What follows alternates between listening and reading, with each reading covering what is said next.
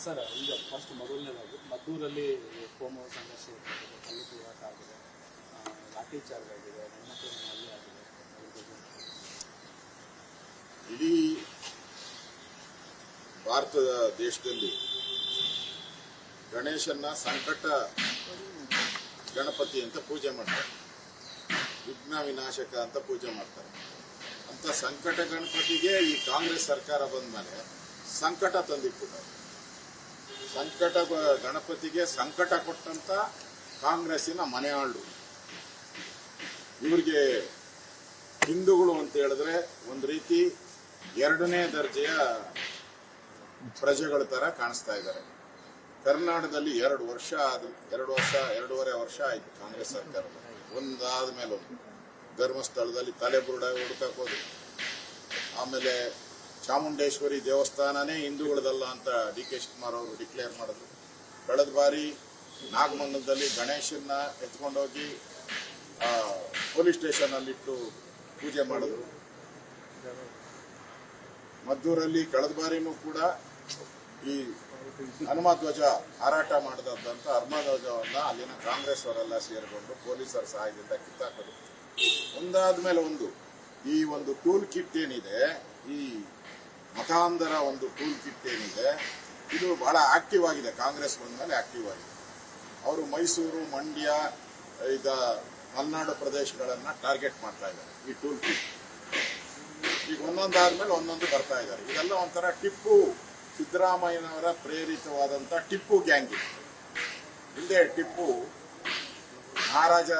ಮೈಸೂರು ಮಹಾರಾಜ ಒಡೆಯರೇನಿದ್ರು ಅವ್ರನ್ನೆಲ್ಲ ಜೈಲಲ್ಲಿಟ್ಟು ಅವರು ಮತಾಂತರ ಮಾಡುವಂತ ಒಂದು ದುರುಳ ಕೆಲಸವನ್ನ ಹಿಂದೆ ಮಾಡಿದ್ರು. ಈಗ ಈ ಕಾಂಗ್ರೆಸ್ ಅವರು ಅದೇ ಟಿಪ್ಪು ಸಂಸ್ಕೃತಿಯನ್ನ ಮತ್ತೆ ಜಾರಿಗೆ ತರ್ತಾ ಇದ್ದಾರೆ. ಒಂದ್ ಕಡೆ ಟಿಪ್ಪು ಜಯಂತಿ ಮಾಡೋದು, ಇನ್ನೊಂದ್ ಕಡೆ ಈ ಗಣೇಶ ಮೆರವಣಿಗೆ.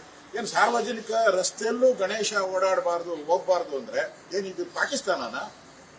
ಅಲ್ಲಿ ಯಾರೋ ಮಹಿಳೆ ಹೇಳಿದಾರೆ, ನೆನೆ ನಿಮ್ ಚಾನಲ್ ಅಲ್ಲಿ ನೋಡ್ತಾ ಇದ್ದೆ, ನಾನು ನಿಮ್ ಚಾನಲ್ಗಳಲ್ಲಿ ಬರ್ತಾ ಇದ್ದೆ. ನಾವೇನ್ ಪಾಕಿಸ್ತಾನದಲ್ಲಿ ಇದ್ದೀರಾ, ನಾವು ಏನ್ ಕರ್ನಾಟಕದಲ್ಲಿ ಇದ್ದೀರಾ ಅಂತ ಕೇಳ್ತಾ ಇದ್ದಾರೆ. ಆ ಮಹಿಳೆ ಬಾಯ್ ಬಡ್ಕೊಂಡು ರಸ್ತೆಯಲ್ಲಿ ಕೂತಿದ್ರು. ರಸ್ತೆ ಯಾರ್ದು? ಇವ್ರ ಅಪ್ಪಂದ ರಸ್ತೆ.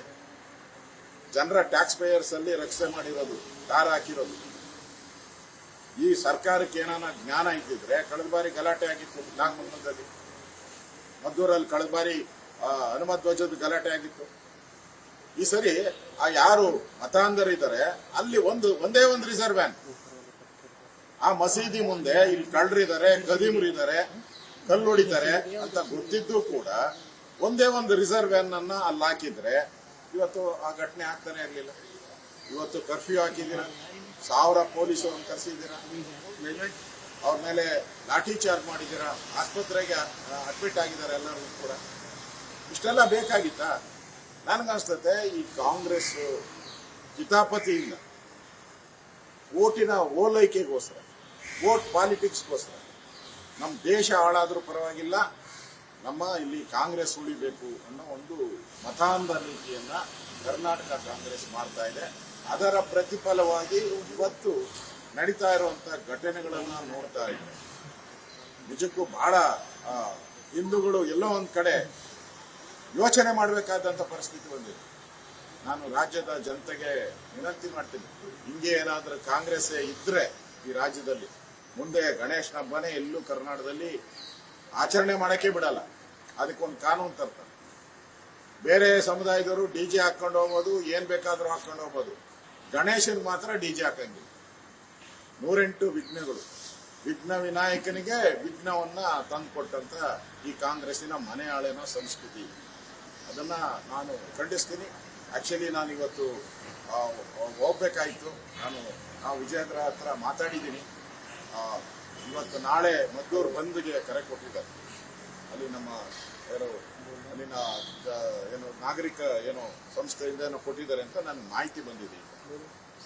ನಾಡ್ದು ಮೋಸ್ಟ್ಲಿ ಅವರು ನಮ್ಮನ್ನ ನಾಡ್ದು ಎಲ್ಲಾ ಗಣಪತಿಗಳನ್ನ ಸೇರಿಸಿ ಒಟ್ಟಿಗೆ ಬುಧವಾರ ವಿಸರ್ಜನೆ ಮಾಡಬೇಕು ಅಂತ ಇದ್ದಾರೆ. ಈಗ ನಾನು ವಿಜಯೇಂದ್ರ ಅವ್ರ ಜೊತೆ ಬಂದಿದ್ದಾರೆ, ಇಲ್ಲೇ ಅವರು ಡೆಲ್ಲಿಯಲ್ಲಿ ಇದ್ದಾರೆ. 6:30ಗೆ ಭೇಟಿ ಮಾಡ್ತೀನಿ. ಅವ್ರ ಜೊತೆ ಮಾತಾಡಿ ನಾವು ಬುಧವಾರ ಸ್ಥಳಕ್ಕೆ ಹೋಗಿ ನ್ಯಾಯ ಸಿಗೋವರೆಗೂ ಹೋರಾಟವನ್ನ ಮಾಡ್ತೀವಿ.